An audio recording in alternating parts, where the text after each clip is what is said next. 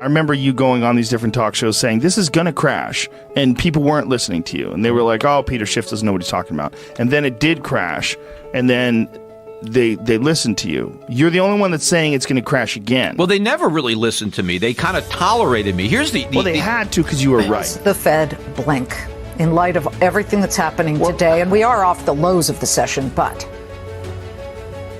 Yeah, look, Liz, I think regardless of what the Fed does on Wednesday, well, does it I think blink? the Answer next my question move first. after that is go. Yeah, I am. Regardless of what they do, the next thing they're going to do is cut rates. They're going back down to zero. Real stimulus is QE4, which is going to be bigger than the first three rounds combined. Wait, is that your prediction? Oh, yes. You say, okay, articulate it here. Well, the Fed's going to go back to QE. I mean, they're going to do whatever they can to try to stop the bear market and to try to prevent the recession. But they are going to fail. They are going to make it worse this time. On Fox Business 2 days before the Fed's last rate hike. And I predicted at that time that that was the end of the cycle and that the very next Despite what Powell was saying and the hints that the Fed was Oh, yeah. I said the next move would be a cut and that then they would return to quantitative easing. Both of those predictions have come true.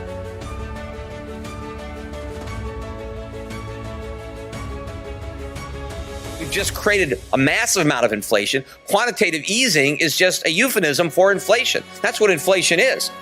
Expanding the money supply, putting up money and buying government bonds is the definition of inflation. The Fed has been inflating like crazy. So to say that we see no dangers of inflation, why did he think the stock market went up?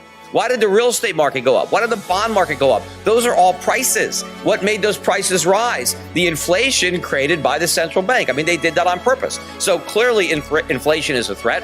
And what's going to happen with inflation is the effects are going to move from the financial assets to the real economy, to food, to energy, to stuff like that. But the Fed doesn't see that.